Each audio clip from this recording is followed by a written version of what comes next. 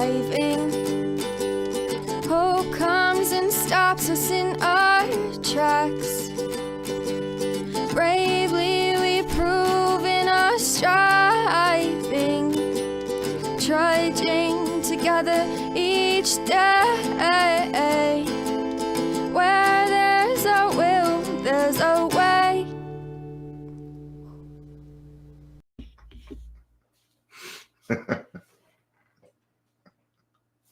I haven't done any sharing.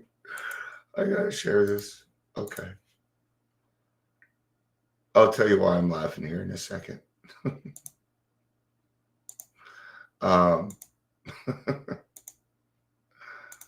I'm doing a podcast today in about 45 minutes, and I use this. It's called Restream. It's a lot better because it's not so dependent on the internet like Zoom is, right?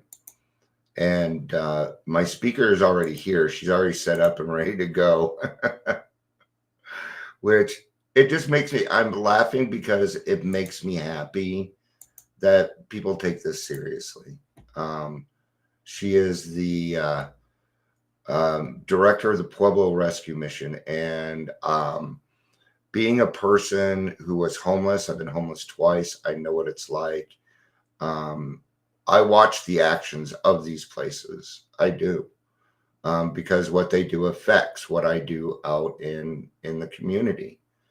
So Melanie has a story. She is what we would consider a normie, but this is a family disease. So we are going to get a perspective today in a podcast that we haven't had yet, and I'm looking forward to that.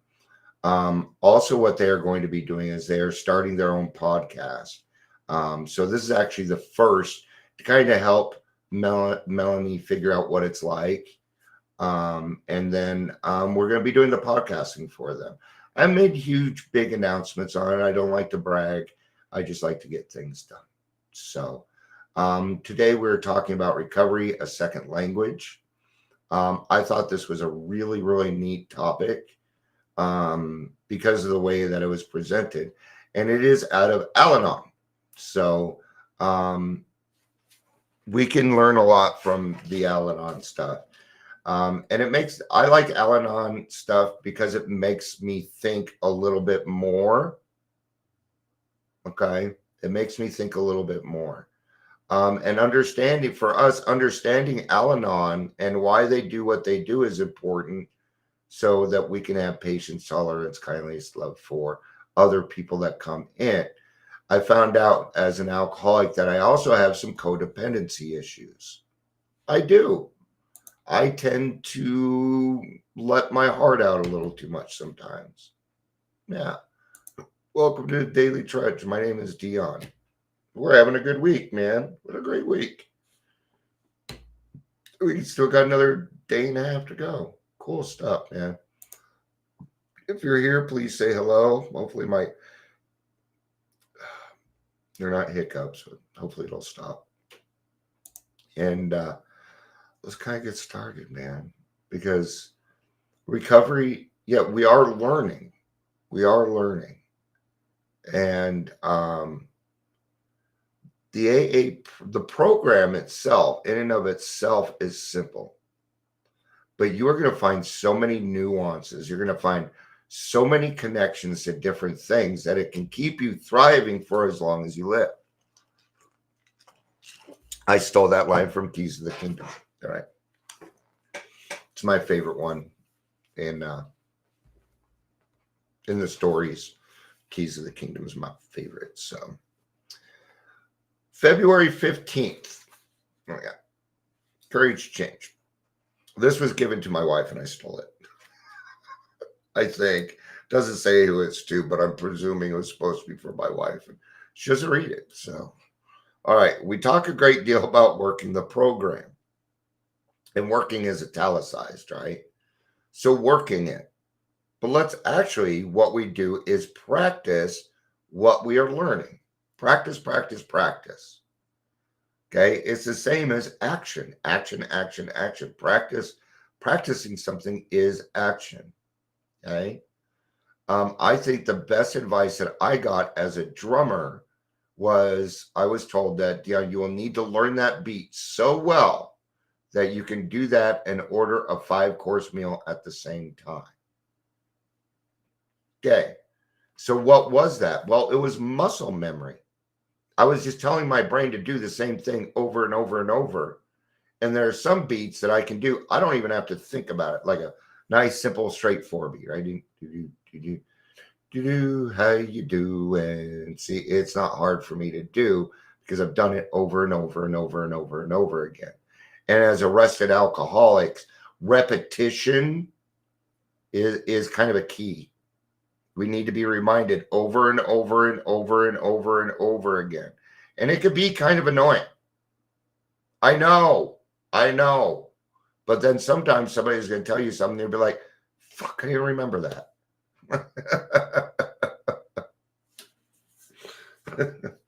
It's happened to me, you bet. Right? It's like studying a second language. A student reads books and attends classes, but this only gives him technical knowledge. To be able to use the language, he must be around those who speak and understand it. He practiced listening and speaking while continuing to read. If he stays with it, in time, it will become a lifelong skill. The way we talk differently in meetings than we do in normal life. Okay, yeah, because we're in a meeting, we're sharing, and things are a little bit different. Where was I trying to get on that? Oh, yes. Okay. Now, the problem sometimes is this, and this is what I call treatment speak, where sometimes somebody will just speak treatment so that they sound good. Okay. And I know treatment speak. It doesn't quite sound like AA, but it is like the gist of what we do. Okay. So what we don't want to fall for here is two-stepping. And two-stepping is the art of 1 and 12, and that's it. We don't do anything else. Okay. Well, I've steeped myself into service work. I don't need, no, there's 3 points. Okay. Service work is just one. There's also recovery and unity. Right? And unity. So it is with many of us. We begin with a little knowledge and many misconceptions. Okay. So I hear one or two things when people come into AA for the first time. They either say, I never heard of AA before. Yes, that has happened. Still happens. Or they say, it is not what I expected. Okay. I did not have any expectations on AA because I knew about AA before those expectations could come up. I was lucky that way. Okay. And I did the same thing to my children that my mom did to me. Okay. I made them attend Alateen meetings. I said, if I'm going to get sober and you want me to get sober, then you need to do this for a couple months. And they agreed. They didn't even fight me on it. Okay. They got what they needed and they moved on. I wish I would have stuck around, but honestly, Alateen there's some problems there. I wouldn't be able to send them to any Alateen meetings. There aren't any. And that's sad. That's sad. Alateen, Al-Anon will be the first to go before. Okay. See, I'm doing something a little different. I'm getting some pushback. I'm not doing something different. I'm just bringing back the fact that alcoholism is a family disease and we recover as a family. Okay.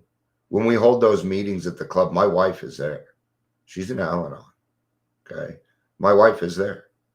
Does she participate in the meetings? No. But she is a huge part of what we are doing there at the church. Okay. It isn't just about alcoholics. Okay. It's about the family too. And that's where my lane is. And that's where I need to, when I talk about my lane, that's my lane, and that's where I need to stay.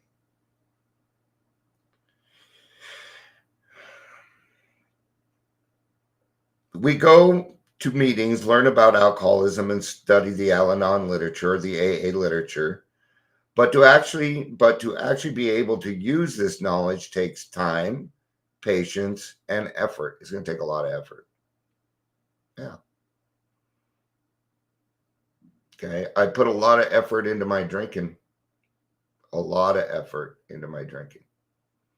If Dr. Bob and Dr. Bob's Nightmare says, if you go about your recovery when one half of the zeal that you did your drinking career, you got a chance. You got a chance at this.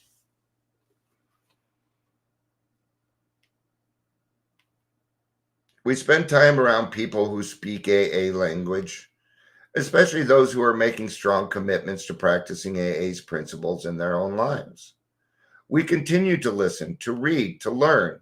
In this way, the AA way of life sinks in until it becomes second nature.